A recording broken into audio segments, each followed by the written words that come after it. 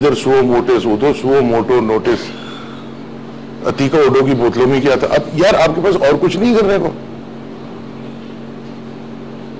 मैं इसलिए ये बार बार कह रहा हूं, ऐसी फजूल चीजों के पीछे ये पड़ जाते हैं। मगर इसने एक चाय की प्याली में तूफान तो पैदा कर दिया ना हुमायूं गौहर साहब कि एक एलिगेशन आ रही है चीफ जस्टिस के खिलाफ किसी मुल्क में भी एलिगेशन आएगी तो तूफान तो खड़ा होगा। तूफान तो खड़ा होगा, मगर ये किस तरफ लीड कर रहा है? चीफ के खिलाफ आएगी तूफान खड़ा होगा, वजीर आजम के खिलाफ आएगी तूफान खड़ा होगा। तूफान थम जाता है। अभी वजीर आजम के खिलाफ नहीं आ रही थी जी, उसके बेटे की एफिडेविट नहीं आ रही थी, लोग भूल नहीं गए। अब तो सब मलिक रियाज के चक्कर में पड़े हैं। मलिक रियाज आ गया, मलिक रियाज आ गया क्या है। और उसका वकील देखिए, ये वकला आप इस तरह की बातें करते। एक दिन पहले कहते हैं वो तो बम लेके आ रहा है। भाई वो एक बिजनेसमैन है कि दहशतगर्द है कि वो बम लेके आ रहा है? क्या ये आप धमकियां दे रहे हैं लोगों को? तो ये आपने बिल्कुल हर चीज का तो मजाक बना के रख दिया। आपका एक्चुअली जो निजाम है ना, ये उधड़ रहा है, तकरीबन उधड़ गया है। आपकी आइन की कोई साख नहीं रही है। आपकी जो 3 शाखें हैं गवर्नमेंट की, मुकन्नना और पार्लियामेंट, जिसके 2 काम हैं जी, उसकी धज्जियां उड़ गई हैं। उसमें सदर भी है। आपकी इंतजामिया, जिसका सरबराह वजीर आजम है, उसकी भी धज्जियां उड़ गई हैं। उसे कुछ होता ही नहीं। आपकी अदलिया, उसकी धज्जियां उड़ रही हैं, साथ साथ फौज की उड़ रही हैं, साथ साथ एक अनरिटन इंस्टीट्यूशन है जिसको मीडिया कहते हैं, उसकी भी उधड़ रही हैं। साथ आपकी 4 प्रोविंशियल गवर्नमेंट्स हैं। एक का तो चीफ मिनिस्टर मोटरसाइकिल पे घूमता रहता है और अक्सर उसे खड़ा भी नहीं हुआ जाता, गिर जाता है। यूट्यूब पे तो हमने भी देखा है ये सब देखते हैं ना। अब आप बताएंगे लोग ऐसे मुल्क की, बाकी भी आपको पता है सूबाई गवर्नमेंट सबका एक एक करके क्या नाम लोग हैं, क्या है, झूठ पे झूठ बोले चले जा रहे हैं, एक दूसरे पे उंगलियां उठा रहे हैं। आज इस पार्टी में, कल उस पार्टी में होंगे। मेरा मतलब है, अब आप देखें कि किधर से PMLQ से लुढ़कते लुढ़कते मारवी मेमन PMLN में पहुंची। ये जो फहद चौधरी है, ये मुशर्रफ के साथ था, कितनी गालियां देता था पीपल्स पार्टी को। अब वो जब भी देखो प्राइम मिनिस्टर को पीछे खड़ा हाजिर होता है। हमारे तो मेरा मतलब है यहाँ कुछ तो कोई कदरे रही नहीं, सब कुछ उधर गया है। ये एथिक आपने कहा ना, झूठ पे झूठ। आपकी यकीनन ये खबर नजर से गुजरी होगी पिछले 1.5 महीने पहले, और मैं तो 24 घंटे इतना डिप्रेस रहा इस खबर को पढ़ के। उन्होंने ये कहा कि दहशतगर्दी ये जो पाकिस्तान में सब है, तो वहां से वेस्ट से लाई डिटेक्टर मशीन्स आई थी। जी जी जी। और वो लाई डिटेक्टर मशीन्स यहाँ जो है वो इनफेक्टिव हो गई, उनको वापस भेज दिया गया, क्योंकि उन्होंने ये कहा कि यहाँ के माशरे में यहाँ के इंसान इतना झूठ बोलता है और इतने कॉन्फिडेंस से बोलता है कि वो उसको सच समझ के बोल रहा होता है। तो लाई डिटेक्टिंग मशीन है ना, वो उसको बिल्कुल, हमारा हाल ये हो गया है साहब कि आप जब झूठ बोल रहे होते ना, हमें पता भी नहीं होता हम झूठ बोल रहे हैं। तो लाई डिटेक्टर मशीन की, वो तो हार्ट रेट बढ़ता है ना, वो तो उससे वो आपको पता नहीं चलेगा। या हमारा हाल ये हो गया कि लोग एक्चुअली बेईमानी कर रहे होते हैं, मगर उनको एहसास नहीं होता कि ये बेईमानी है। वो समझते हैं हमारा हक है। एग्जैक्टली, मैं परेशानी की बात है। आपकी सारी कदरें, सारा वैल्यू सिस्टम, एक एक चीज खत्म हो गई है। मौलाना रूम ने कहा था ना, एक कौम का जवाल की निशानी ये है जबकि वो लूत के पेड़ और किकर के पेड़ में तफरीक ना कर सके। हम नहीं कर सकते। यानी कि सही क्या है, गलत क्या है, गुनाह क्या है, सवाब क्या है, अच्छा क्या है, बुरा क्या है, हम उसमें तफरीक ही नहीं कर सकते। ये तो बड़ी परेशानी। मतलब who is to be blamed, या किसकी तरफ देखा जाए। लेकिन वही हमारी एक और गलती है, who is to be blamed. कोई एक शख्स तो नहीं ब्लेम्ड होता, नहीं है ना कोई एक इदारा होता है पूरा। ये मैं आपसे बता रहा हूँ, ये बड़े सालों का इर्तिकाई अमल चला। ये तब से चला जब अंग्रेज आए थे और आपके बड़े बड़े सरदारों ने और नवाबों ने अपनी पगड़ियां उनके पैरों पे रखती थी। ये तब आए थे। रॉबर्ट क्लाइव के पास कितने सिपाही थे अंग्रेज, बाकी सारे वो हमारे लोगों के साथ मिलके, क्योंकि मैं आपके खिलाफ हूं तो मैं उसके साथ अपनी फौज मिला दूंगा। फिर फलाना उसके खिलाफ कर दे। आहिस्ता आहिस्ता उन्होंने पूरा हिंदुस्तान जो है उस पर कब्जा कर लिया इन्हीं कमजोरी की वजह से। एक छोटे से ब्रेक का वक्त हो रहा है, ब्रेक पे जाते हैं, ब्रेक से वापस आते हैं और कुछ और सवाल आते हैं, वो मैं चाहूंगा आप उन पर रोशनी डालें। ख़वातीन हज़रात, हमारे गौहर साहब से ये दिलचस्प गुफ्तगू जारी है, बड़ी चश्म कुशा गुफ्तगू है, कहीं जाइएगा मत, एक छोटे से ब्रेक के बाद। ख़वातीन हज़रात, आप देख रहे हैं लेट्स टॉक, मेरे साथ अंजुम रिजवी के साथ, और स्टूडियो में मेरे साथ मौजूद हैं सीनियर सहाफ़ी तज़ियाकार जनाब हुमायूं गौहर साहब। ब्रेक पे जाने से पहले इस सारी सूरत हाल का तज़िया करने की हम कोशिश कर रहे थे और हुमायूं साहब के साथ यही बात हो रही थी कि आखिर ये फैब्रिक जो उधड़ रहा है तो इसके अवामिल क्या है और ये दोबारा से सिलेगा कैसे। ब्रेक के बाद इस पे गुफ्तगू करते हैं। वो कौन सा चलिए, फैब्रिक तो उधड़ के जैसे आपने कहा ये एक प्रोसेस था, अब ये कपड़ा दोबारा से ताना बाना इसका करके कैसे पहनने के काबिल होगा। ये पैराहन जो है, देखिए साहब आपने अफसरदा क्यों है? मैं तो बहुत खुश हूँ। आप खुश हैं जनाब? ये जो आपका निजाम है जिससे ये आपका स्टेटस को निकलता है, जो आदमखोर निजाम है, बेशक चंद कुछ गिने चुने लोग हैं उनको फायदा होता है इससे, बाकी सारी अवाम मर रही है, पिस रही है, बुरा हाल हो रहा है उनका। इंसान अब इंसान नहीं रहा, जानवर से भी बदतर हो गया। ठीक है आपने बिल्कुल। तो ऐसा निजाम जब खत्म होता है, उधड़ता है, आप हमका पैराहन ढूंढते फिर रहे हैं। उसमें तो ठीक है निजाम तो अच्छा, अब एक गंदी चीज का पैराहन होगा किधर? कोई भी नहीं है। एक अंग्रेजी की कहावत है ना कि Phoenix will rise out of the ashes, खुद ब खुद वो आग का उसके लिए एक नेसेसरी प्री कंडीशन है राख। पहले हमें राख चाहिए, राख से निकलेगा इंसान भी। एक किस्म की राख से ही बना है ना, बिल्कुल, ये राख से निकलेगा। मैं खुश हूं ये खत्म हो रहा है, और मैं इस बात से भी खुश हूं कि ये आप जबरदस्ती या बाहर से आके गन पॉइंट पे इसको नहीं मार सकते, ये फिर शहीद बन जाता है और इसको जिंदगी और तकवीयत और मिलती है। मैं हमेशा कहता था इसको चलने दो, इसको अपने आप को खुद मार के दो।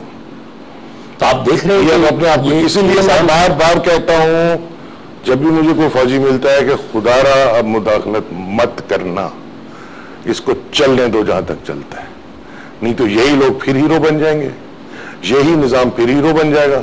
वापस लाओ, वापस लाओ, वापस लाओ, ये नारा होगा, फिर एक और नारा होगा, फिर कहेंगे जी आपने एनआरओ क्यों किया, क्योंकि वापस लाने का और कोई तरीका ही नहीं है। जी। तो अब इसको चलने दे, कुछ नहीं होगा। मैं आपसे वादा करता हूं for whatever that is worth, कुछ नहीं होगा, बेहतर हो जाएगा। हमारे लिए नहीं होगा, हमारे बच्चों के लिए तो होगा, बेहतर हो जाएगा। निजाम अगर अभी तो हो रही है, बिल्कुल हम इस निजाम से एक किस्म का हम तलाक दे रहे हैं। तो तलाक जो देते हैं वो जब आप दे के साल गुजर जाता है फिर तो सब बड़े होश होते हैं, मगर उस दौरान तकलीफ होती है, लड़ाइयाँ, झगड़े, बहस, मुबाहिसे, घटियापन, ये सब चलता है। हम उस दौर से जा रहे हैं, निकल जाए इससे, आगे जाके आप बहुत खुश होंगे। अगर कि इससे गंदा कुछ नहीं निकल सकता, बिकॉज हम ज़हनी तौर पे गुलाम हैं। हमने अंग्रेजों का निजाम चला रहे हैं, अब हमें अपना निजाम बनाना है। क्या है वो मुझे नहीं पता, मगर वो होगा पाकिस्तानी, इस मिट्टी की पैदावार होगी।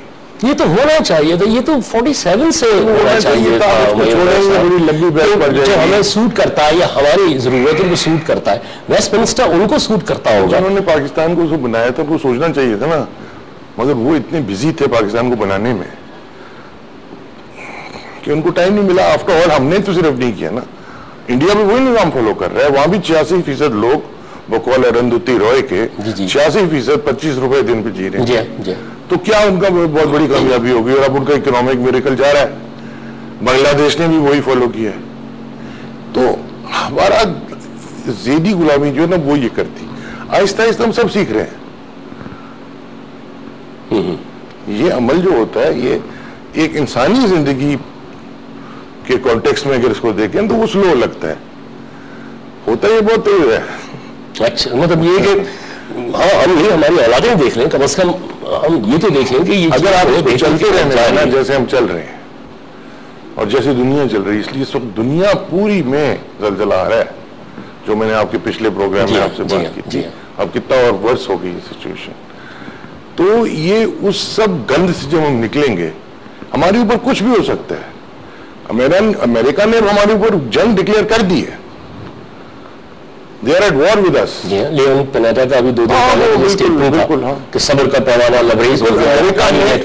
अकाली नेटवर्क को खुद तो ये भत्ते दे रहे हैं वहां सड़कें बनाने में इनके कॉन्ट्रैक्टर्स, तो पाकिस्तान पे क्यों ये फर्द जुर्मायत करते हैं? करना है इसलिए वो चाहते हैं कि जो कुछ वो कहें बस हम करते हैं। तो पाकिस्तान से कोई ये नहीं कह सकता कि हुजूर शिकागो कॉन्फ्रेंस में कहीं खड़े होके बजाय इसके नहीं तो बजाय इसके ये देख लें कि बाराक ओबामा जो है मेरी तरफ किस तरह देख रहा है, कोल्ड शोल्डर दे रहा है। मुझे बात करने दें, आप सिर्फ बाराक ओबामा को खुदा नहीं है, बेशक नहीं है, वो भी एक बेवकूफ आदमी, उधर तो कू हो गया। जी हाँ, उसी पे पेंटागन ने टेक ओवर कर लिया। जी हाँ, उसी पे आ रहा था मैं। जी अब लियोन पेनेटा तो उनका आदमी है, पेट्रियस तो उन्हीं का है जो CIA का हेड आ गया।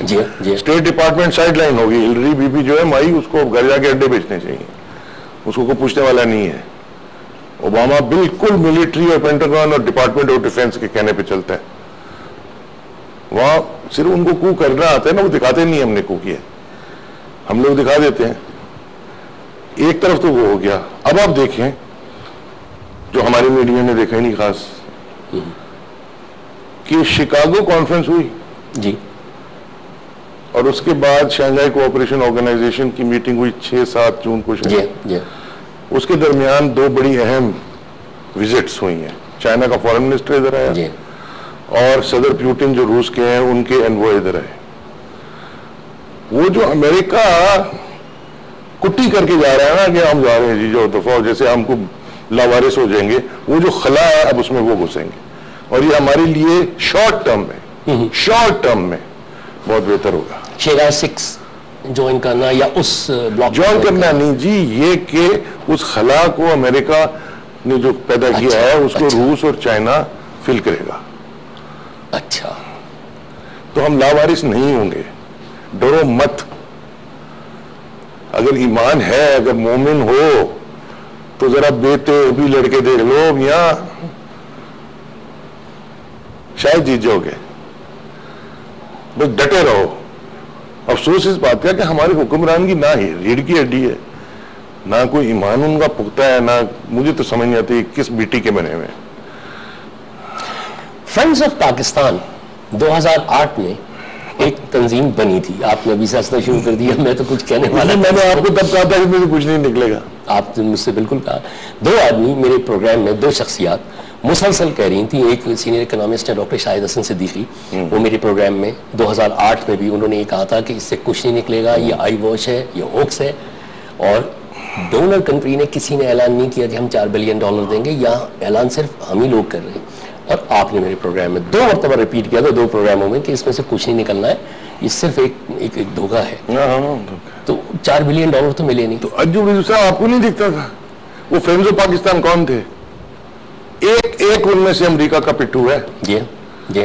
तो फिर उन्होंने सबसे बड़ी बात ये कि उन्होंने कहा हम IMF साहब को कर्जा दिलाते थे, इसके अलावा तो कुछ नहीं किया। मैं सिर्फ ये कहना चाह रहा हूँ माइनर गौर साहब कि हमारी लीडरशिप जितनी भी स्पाइनलेस हो, मगर कम से कम इनको उनके एडवाइजर्स ये मशवरा नहीं देते कि ये जाके, एडवाइजर्स को भी तो लीडरशिप ही लाती है। मैं कहता हूँ उन फोरम्स पे जहाँ तकरीरें होती हैं, जहाँ शिकागो कॉन्फ्रेंस टाइप की, वहां पे ये कह नहीं सकते कि आप इनकी लेवल देखने में लोगों के नाम नहीं लेना चाहता हूँ, इकोनॉमी को नुकसान हो गया साहब, मैं इनके नाम नहीं लेना चाहता हूँ। लोगों के बेचारे जितनी अल्लाह ने उनको सलाहियत दी है या बेवकूफ़ी दी है, वो बेचारे उसके मुताबिक चल रहे हैं।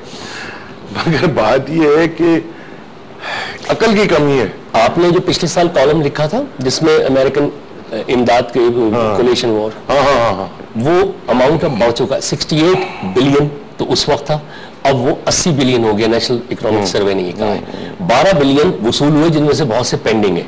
$68 बिलियन का हमारी इकोनॉमी को नुकसान हुआ, फ्लाइट ऑफ कैपिटल हुआ, इन्वेस्टमेंट रुक गई।